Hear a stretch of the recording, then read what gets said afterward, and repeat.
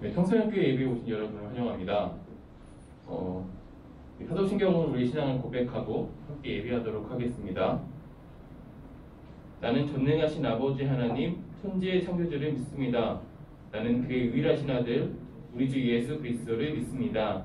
그는 성령으로 잉태되어 동정녀 마리아에게서 나시고 본디오 빌라도에게 고난을 받아 십자가에 못 박혀 죽으시고 장사된 지 사흘 만에 죽은 자 가운데서 다시 살아나셨으며 하늘에 오르시어 전능하신 아버지 하나님 우편에 앉아 계시다가 거기로부터 살아있는 자와 죽은 자를 심판하러 오십니다. 나는 성령을 믿으며 거룩한 공교회와 성도의 교제와 죄를 용서받는 것과 몸의 부활과 영생을 믿습니다. 아멘. 네, 오늘 우리에게 주시는 하나님의 말씀은 신약 성경 누가복음 1장 5절에서 25절의 말씀입니다. 유대 왕 헤롯 때에 아비야 반열에 제사장 한 사람이 있었으니 이름은 사가랴요 그의 아내는 아론의 자손이니 이름은 엘리사벳이라. 이 두 사람이 하나님 앞에 의인이니 주의 모든 계명과 규례대로 흠이 없이 행하더라. 엘리사벳이 잉태를 못함으로 그들에게 자식이 없고 두 사람의 나이가 많더라. 마침 사가랴가 그 반열의 차례대로 하나님 앞에서 제사장의 직무를 행할세 제사장의 전례를 따라 제비를 뽑아 주의 성전에 들어가 분향하고 모든 백성은 그 분향하는 시간에 밖에서 기도하더니 주의 사자가 그에게 나타나 향단 우편에 선지라. 사가랴가 보고 놀라며 무서워하니 천사가 그에게 이르되 사가랴여 무서워하지 말라. 너의 간구함이 들린지라. 내 아내 엘리사벳이 내게 아들을 낳아 주리니 그 이름을 요한이라 하라. 너도 기뻐하고 즐거워할 것이요 많은 사람도 그의 태어남을 기뻐하리니 이는 그가 주 앞에 큰 자가 되며 포도주나 독한 술을 마시지 아니하며 모태로부터 성령의 충만함을 받아 이스라엘 자손을 주 곧 그들의 하나님께로 많이 돌아오게 하겠습니다. 그가 또 엘리야의 신령과 능력으로 주 앞에 먼저 나와 아버지의 마음을 자식에게 거스르는 자를 의인의 슬기에 돌아오게 하고 주를 위하여 세운 백성을 준비하리라. 사가랴가 천사에게 이르되 내가 이것을 어떻게 하리요? 내가 늙고 아내도 나이가 많으니이다. 천사가 대답하여 이르되 나는 하나님 앞에 서 있는 가브레일이라. 이 좋은 소식을 전하여 내게 말하라고 보내심을 받았노라. 보라, 이 일이 되는 날까지 내가 말을 못하는 자가 되어 능히 말을 못하리니 이는 내가 내 말을 믿지 아니함이거니와 때가 이르면 내 말이 이루어지리라 하더라. 백성들이 사가랴를 기다리며 그가 성전 안에서 지치함을 이상히 여기더라. 그가 나와서 그들에게 말을 못하니 백성들이 그가 성전 안에서 환상을 본 줄 알았더라. 그가 몸짓으로 뜻을 표시하며 그냥 말 못하는 대로 있더니 직무의 날이 다 되매 집으로 돌아가니라. 이후에 그의 아내 엘리사벳이 잉태하고 5달 동안 숨어 있으며 이르되 주께서 나를 돌보시는 날에 사람들 앞에서 내 부끄러움을 없게 하시려고 이렇게 행하심이라 하더라. 아멘. 이것은 하나님의 말씀입니다.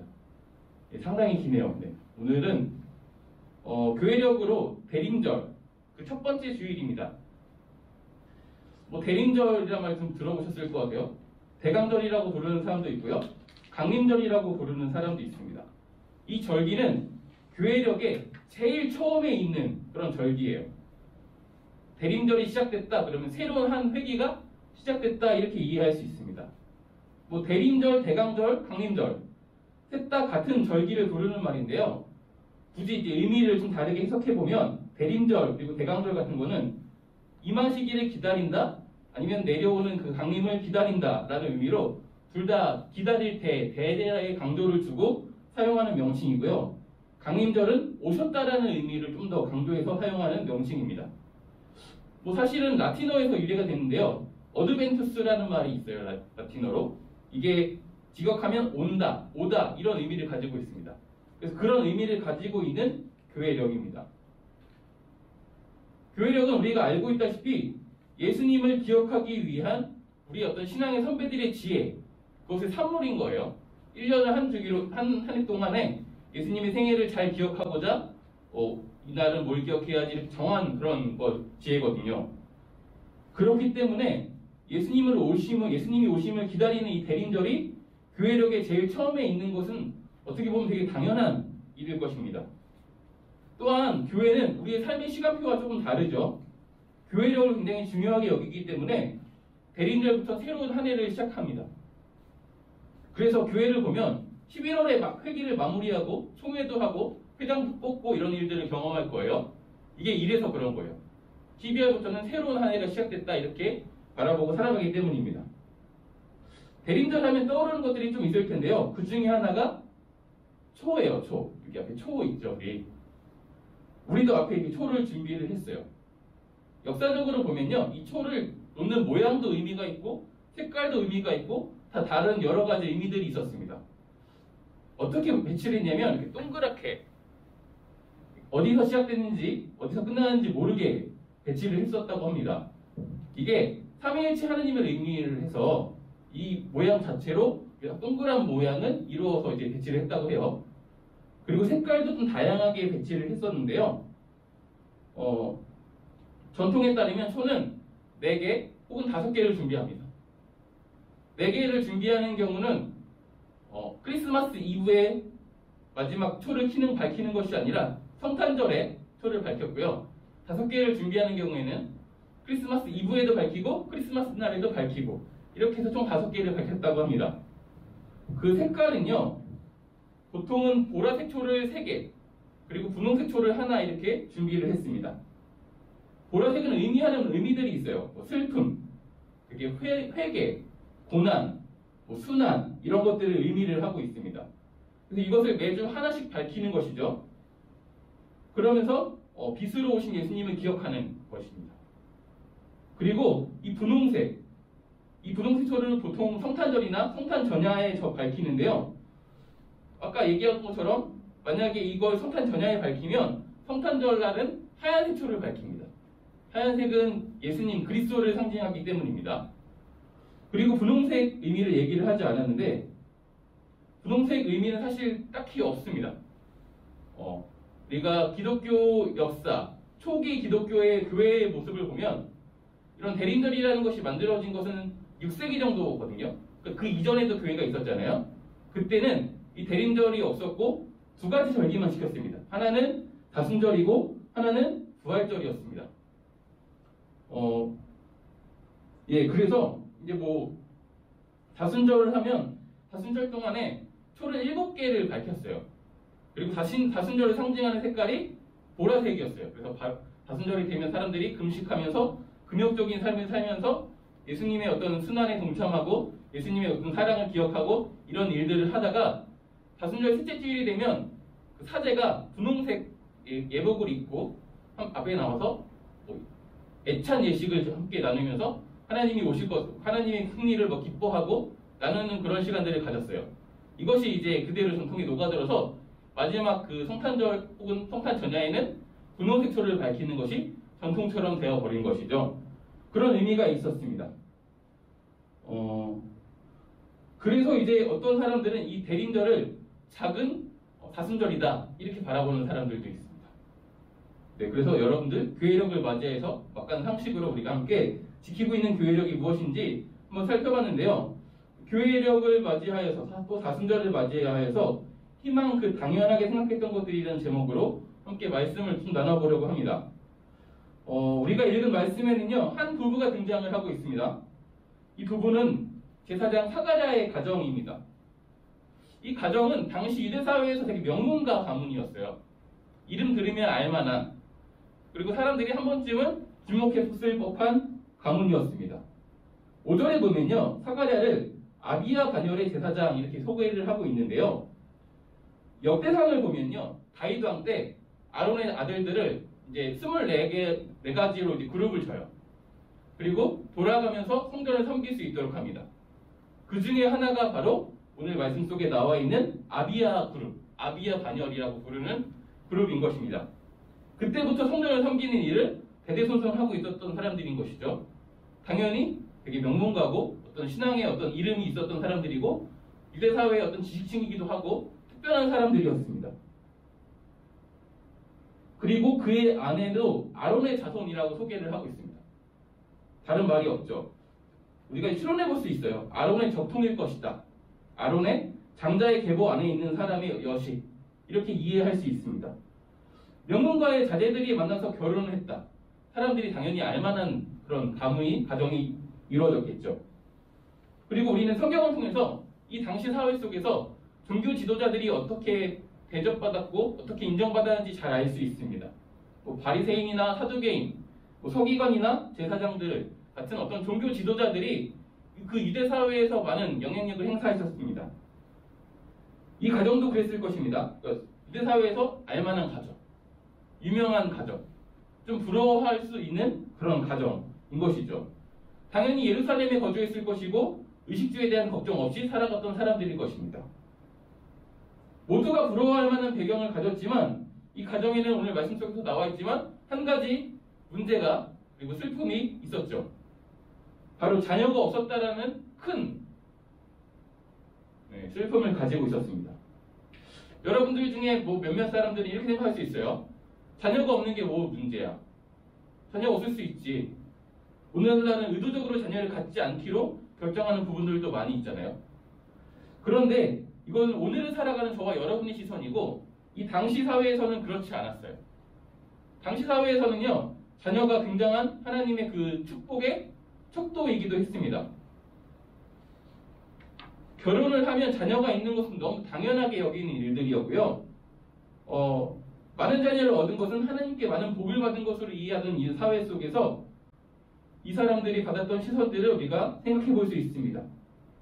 또한 그 삶의 모습을 좀 살펴볼 수도 있어요. 당시에는 1차 산업사회였죠. 이 1차 산업사회를 살아가는 사람들에게 중요한 것 중에 하나가 바로 노동력입니다. 그런 사회 속에서 내가 늙으면 나를 부양할 만한, 내가 믿을 만한 누군가가 필요했어요. 그렇죠? 그리고 이 당시 사회에서는 많은 경우 자녀, 특별히 장자에게 그런 것들이 기대했습니다. 그래서 유산을 상속할 때도 장자에겐 두목을 상속하고 그런 일들을 했던 것이죠. 그런데 이런 신앙적인 이해를 가진 사람들, 이런 문화 속에 살아가고 있던 사람들이 자녀가 없는 한 가정을 바라보는 시선이 결코 따뜻하지 않았을 것입니다. 어떻게 보면 저주받았다라고 생각할 수도 있을 것이고요. 하나님께 범죄했기 때문에 하나님께서 그 태를 막으신 거야, 이렇게 생각하는 사람들도 있었을 것입니다. 명문 제사장 가문의 제사장인데 그 가정에 자녀가 없다? 참 누구에게도 말하지 못할 어떤 어려움이 그 안에 있는 것이죠. 유대 사회 속에서 자신들을 향해 쏟아지는 그 차가운 시선들을 계속 견뎌야 했을 것이고 어떤 심정으로 살아가는지 제가 짐작조차 잘 하기 어렵습니다. 자신들이 잘 알려져 있는 가문인 만큼, 가정인 만큼 마치 어항 속에 있는 물고기처럼 그 삶이 투명하게 다른 사람들에게 보여졌기 때문에 더 흠없이 살기 위해서 노력했을 것이고 가장 바르게 살기 위해서 정말 노력하면서 하루하루를 살았을 것입니다. 그리고 제사장답게 간절하게 하나님께 무릎 꿇었을 것이고 눈물 흘리면서 간구했을 것입니다. 그런데 그 간절함과 간구와는 다르게 삶의 그 어려움, 그 문제들은 해결되지 않았습니다. 한 해, 그리고 또 한 해가 지나가면서 간절히 바랬고 눈물로 구했지만 유대 사회에 살아가는 모든 사람들이 당연하게 생각했던 그것을 당연하게 여길 수 없는 삶을 살았습니다. 때때로 이렇게 시간이 지나면 내가 바라고 간구하던 것들이 계속 이루어지지 않을 때 우리는 누군가에게 내가 이것을 바라고 있다라고 이야기하기조차 민망한 상황들 그리고 어려운 상황들을 경험할지도 모르겠습니다. 아마 이 사람들 또한 그랬을 것 같아요. 내가 간구하고 있다, 내가 자녀를 희망하고 있다라는 말도 타인에게 쉽게 할 수 없었을 것 같아요. 그런 평범한 하루하루를 지나가면서 이미 자녀를 얻는 것을 포기하지 않았을까요? 내가 여전히 희망하고 있다고 말하기에는 내가 그리고 내 아내가 너무 늙어버렸거든요.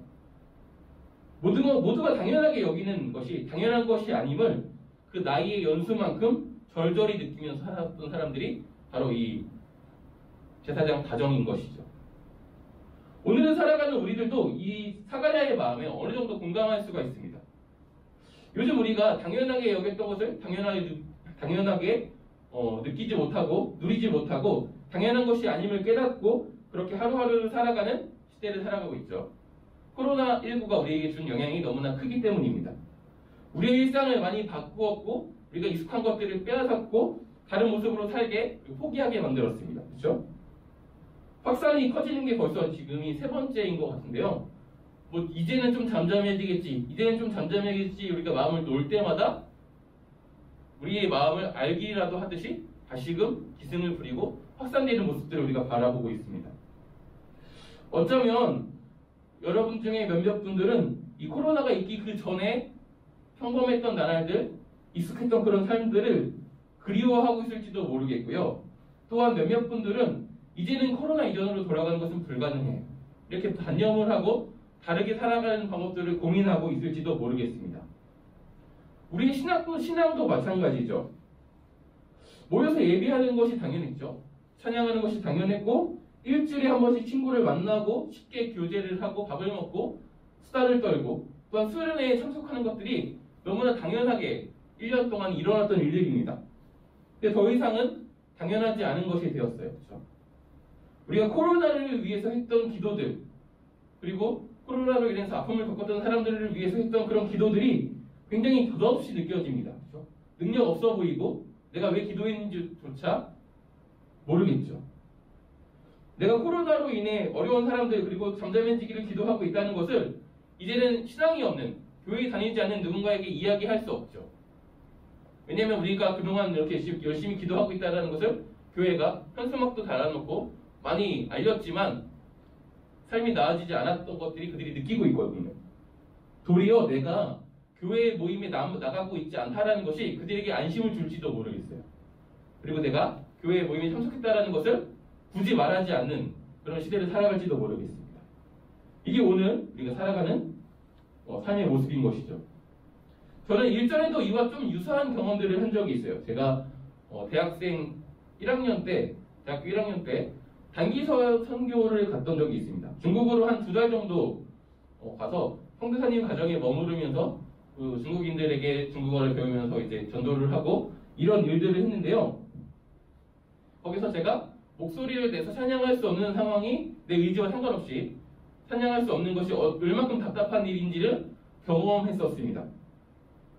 그리고 그때 어떤 감정이 드는지를 많이 느꼈고 한국에 돌아오자마자 한동안 굉장히 크게 노래를 부르고 찬양하는 것이 너무 기쁜 일로 제게 다가왔습니다. 하지만 점점 그것 또한 일상이 되어서 지금의 저에게는 똑같은 그냥 찬양 중에 하나 이렇게 여겨지고 있습니다. 같은 맥락으로 우리가 어떤 당연하게 여겨졌던 것들을 당연하게 여기지 못할 때, 하지 못할 때 그것에 대한 소중함을 깨닫고 그리워하게 되는 것 같아요. 그러므로 우리가 오늘 말씀 속에 있는 사가랴의 마음을 공감할 수 있지 않을까 싶습니다. 사가랴는 더 이상 자녀를 희망할 수 없었죠. 그의 생각에도 그랬고요. 당시 문화 속에서도 그와 그의 아내 정도의 나이가 되면 더 이상 아이를 갖기 힘들다라고 사람들이 생각했을 것 같아요. 그래도 하나님께 간구는 했을 것 같아요. 왜냐면요, 직업이 대사장이었죠. 습관적으로 성전에 머무는 시간, 하나님 앞에 나가는 시간에 자기의 삶의 어려움들을 고백하게 되어 있거든요. 하지만 습관적으로 기도함에도 불구하고 하나님이 나의 기도를 들어주실 것이라는 믿음은 그 안에 많이 없었던 것 같습니다. 스스로도 믿지 않았지만 습관적으로 기도하고 있던 그 어느 날 그 앞에 천사가 나타나는 것이죠. 13절에 보면 그의 간구를 하나님이 들으셨다 이렇게 천사가 나타나서 이야기를 해요. 이를 통해서 우리가 그가 믿지 않았지만 여전히 간구하는 삶을 살고 있었음을 유추할 수 있는 것이죠. 그리고 자녀를 주겠다라는 말을 듣습니다. 그리고 주어진 그 자녀가 특별한 일을 할 것이다. 어떤 큰 일을 할 것이다. 하나님이 보시기에 기뻐하는 어떤 일들을 할 것이다 라는 예언도 듣습니다. 기적인 것이죠. 천사를 만났어요. 앞에 나타나고요. 천사가 저에게 말을 건네요. 이런 기적의 순간에도 그에게는 내가 자녀를 가질 수 있을 것이라는 기대는 하지 않았어요. 얼마큼 크게 좌절했는지 우리가 알 수 있는 것이죠. 이미 기적을 경험하고 있지만 또 다른 기적을 바라지조차 않고 있다는 것이죠. 그래서 불가능하다라고, 내가 나이가 많고 내 아내가 나이가 많다라고 이야기한 것입니다.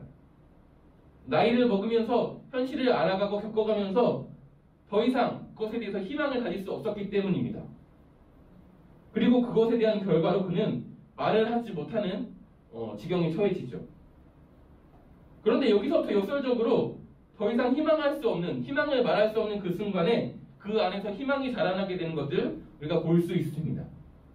차마 입 밖으로 이야기할 수 없고 누군가에게 나에게 일어난 어떤 기적과 내가 가진 이 희망들을 알릴 수 없는 이런 상황에서 사가랴 안에서는 희망이 많이 커져갔던 것 같아요. 그리고 끝내는 이것이 하나님께서 나를 위해서 하신 일이다 라고 고백하는 그런 지경에 이르릅니다. 희망할 수 없는 상황에서 하나님으로 인해서 희망하게 되는 일들이, 그런 일들이 우리 안에도 있었으면 좋겠습니다. 내가 희망할 수 없을 때 하나님이 희망하시는 것을 경험했으면 좋겠습니다. 코로나19로 주어진 상황에서 아니면 개인의 삶의 맥락에서 어쩌면 우리가 포기하고 있는 무엇인가가 있을지 모르겠어요. 다른 사람들은 너무나 당연하게 누리고 있는 그것인데 나에겐 너무 당연하지 않아서 정말 내가 평범하게 살고 싶어서 간구했지만 해결되지 않은 어떤 가슴 아픈 일들을 마음에 묻고 살아가는 사람이 있을지도 모르겠어요. 다시금 우리가 하나님으로 인해서 그 일을 희망하게 되는 일들이 있었으면 좋겠습니다. 그것이 대림절 하나님의 오심을 기다리는, 예수 그리스도의 오심을 기다리는 사람들의 소망이 아닐까 싶습니다. 차마 입 밖으로 이야기할 수 없는, 왜냐하면 근거가 없기 때문이죠. 그럼에도 불구하고 하나님으로 인해서 갖게 되는 그런 희망들이 우리 안에서 커져서 우리가 침묵하는 시간을 통해서 우리 입으로도 부인할 수 없을 만큼 커지는 그런 일들이 우리 가운데 있었으면 좋겠습니다. 그래서 대림절을 맞이하여서 우리가 우리의 희망의 이유가 되시는 그런 예수님을 다시 한번 만나고 그런 예수님을 만날 것을 소망하는 저와 여러분 되었으면 좋겠습니다.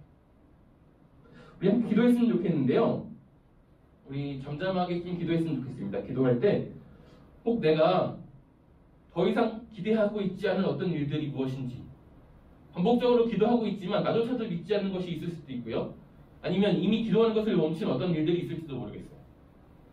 그런 것들이 있다면 잠잠히 하나님께 갖고 나갔으면 좋겠습니다. 나는 더 이상 이것을 기대할 수 없습니다. 이것에 대한 어떤 희망도 내가 가질 수 없습니다. 하지만 하나님께서 그 당연한 것들을 당연하게 희망하게 하여 주옵소서. 내 안에서 침묵하고 있는 그동안에 나의 희망이 커져나가는 그런 은혜들이 있게 하여 주옵소서. 이렇게 기도했으면 좋겠고요. 이제 수능을 정말 앞두고 있는 사람들이 있어요. 근데 정말 안 좋은 이야기만 들리는 것 같아요. 수험생 중에 코로나 확진자가 있다. 그리고 마스크를 쓰고 시험을 봐야 되는 어려움과 여러 가지 그 삶의 어떤 인생의 진로를 위해서 고민하고 힘들어하는 그런 사람들을 위해서 우리가 또한 함께 그 사랑의 마음으로 기도해 주셨으면 좋겠습니다. 이 두 가지 기도 제목을 가지고 우리 함께 기도하고 오늘 예배를 마치도록 하겠습니다. 기도하도록 할게요. 하늘에 계신 우리 아버지, 아버지의 이름을 거룩하게 하시며 아버지의 나라가 오게 하시며 아버지의 뜻이 하늘에서와 같이 땅에서도 이루어지게 하소서. 오늘 우리에게 일용할 양식을 주시고 우리가 우리에게 잘못한 사람을 용서하여 줄 것 같이 우리 죄를 용서하여 주시고 우리 시험에 빠지지 않게 하시고 악에서 구하소서. 나라와 권능과 영광이 영원히 아버지의 것입니다. 아멘.